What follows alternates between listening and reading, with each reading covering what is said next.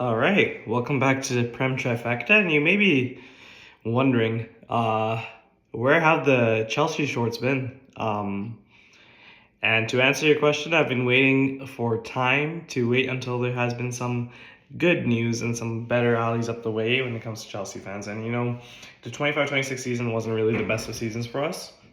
And to say that it wasn't really the best of season for us is really an understatement for how low quality this season was. But hey, 26-27 is coming along, and we have a bunch of new things to talk about, although we still have some negative news. But first things I do want to talk about is today, the date is, as of I'm recording, it's Tuesday, July 14th, but yesterday was Xabi Alonso's first press conference addressing the Chelsea fan base and the Chelsea crowd. And we heard a lot of, cool quotes from Xabi himself. He's very interested to work with the squad. Kind of joined Chelsea not just because of the reputation that the club already has, but because of the players that are already in suit. And says that he has a good relationship with the sporting directors and they're working concurrently. Hopefully, we see that this is something that is kept true and not something that's just a presser. We've seen it before. Hopefully, you don't see it again. But going into more, more tangible things, there's a few other things that he actually talked about. First thing was he was asked a question on Enzo Fernandez, whether he has reached out to him personally, and if so, does he wish to keep him or what the outcome is? And his answer was basically like, hey, he has reached out on a personal note to Enzo Fernandez. But whether he keeps him or not is up to debate. His personal opinion is that he does want to keep him, though. So it is evidence that at least the manager does prefer Enzo. Now, whether Enzo stays or not, we'll see. I do want him to stay. I don't think he's going to end up leaving at the end of the season due to the fact that his transfer fee is honestly just way too high to be paid for in the first place. So this may be something that's difficult to do. Another thing that has come up or that he's mentioned is he was asked a question about Cole Palmer and how he's looking forward to working with him, and he's Xabi, was very excited when asked about this question about Cole Palmer, stating that he's already a quality player and that working with players like that is difficult in the past because you have to find them in the right position, you have to play them in the right areas to take advantage of talent. He said that Cole was trying to forget about the season in the past where he was dealing with multiple injuries and underperformance, and hopefully can put that behind him, especially under a new coach like Xabi Alonso. So my implication from this is hopefully, we see a resurgence from Cole Palmer.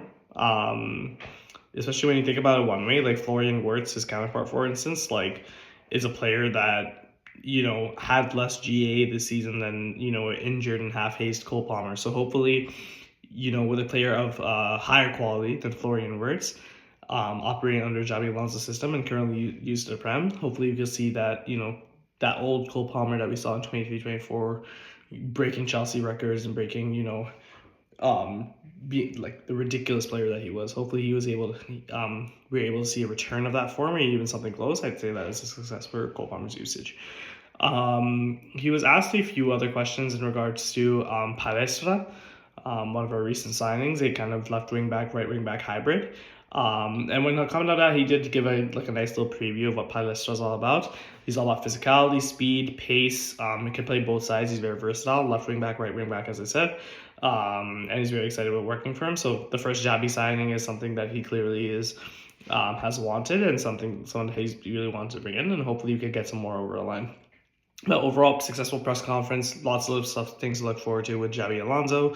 Obviously, talented manager. Bayer Leverkusen went almost undefeated with Bayer Leverkusen for one season, just losing the Europa League final. And after that, I would say had a shaky stint in Madrid before all the player challenges, I would say that's one that was actually pretty successful.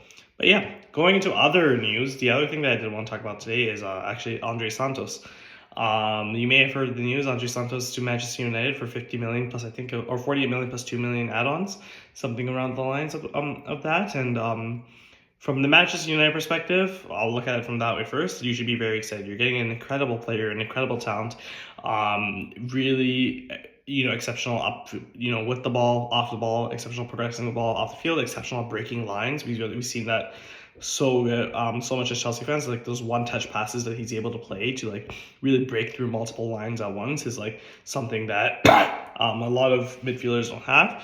Defensively strong and capable, and you're getting an extremely, extremely, extremely good player which for 48 million plus 2 million add-ons, I think is a ridiculous undersell. You should be going for at least 70, I would say 60 or 70 million.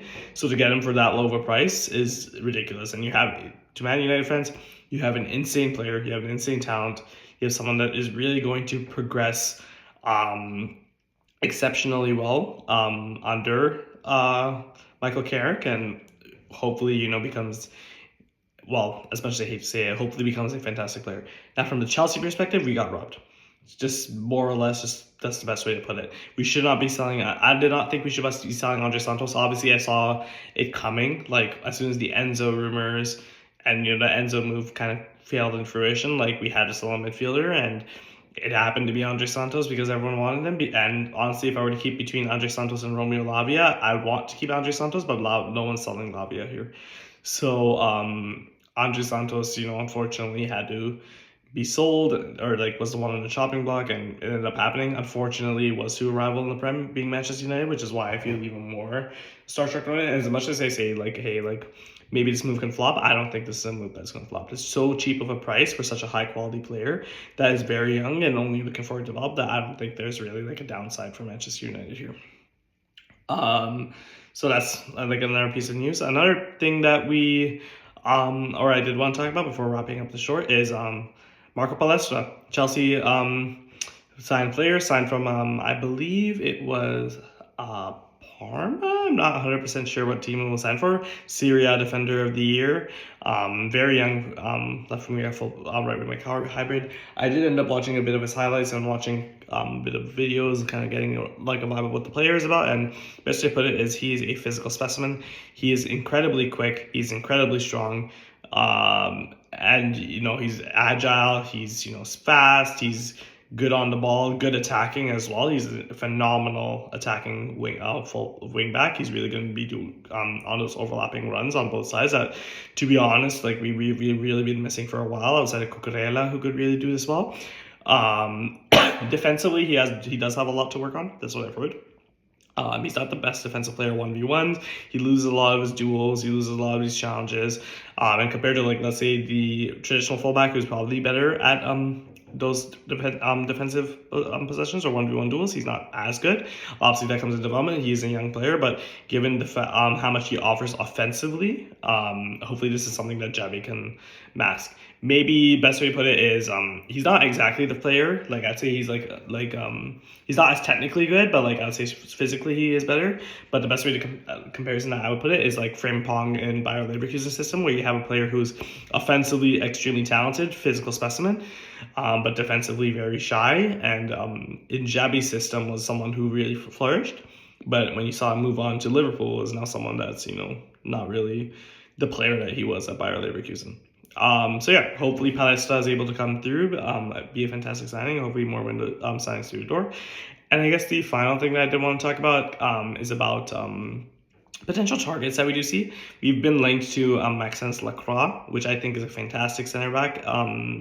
If we were to get along the door, he's not like world class by any means, but like compared to like our other options at Chelsea, he is probably going to be the second best option if we do end up getting him. Probably will be the long-term partner to Levi Colwill.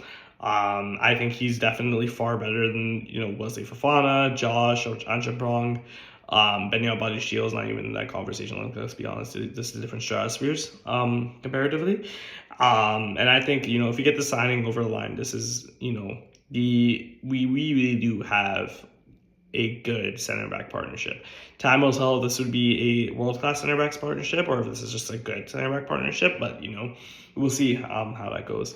And I guess another target that we did get linked to was Granit Xhaka. Unfortunately, the player did not want to move to Chelsea. Honestly, I feel like the rumor mill in the first place was just something probably put out by Chelsea itself to Fabrizio, and kind of Fabrizio was like, oh, I'll just boost the rumor anyways, rather than something that was actually traction. So it's unfortunate. I thought if Xhaka would come here, I thought it would have been a fantastic signing, but unfortunately, things work as they are. So yeah, I guess that's our first short. 26-27 season is right around the corner. We do have 4 more World Cup games to go, and then preseason and then back to the Premier League. And hopefully in that time we get more signings through the windows for Chelsea, because I know other big six teams like Man United has just signed Yuri Tielemans as well. So other big teams are making moves, and hopefully Chelsea can be the next to make some moves. And looking forward to hopefully a good season.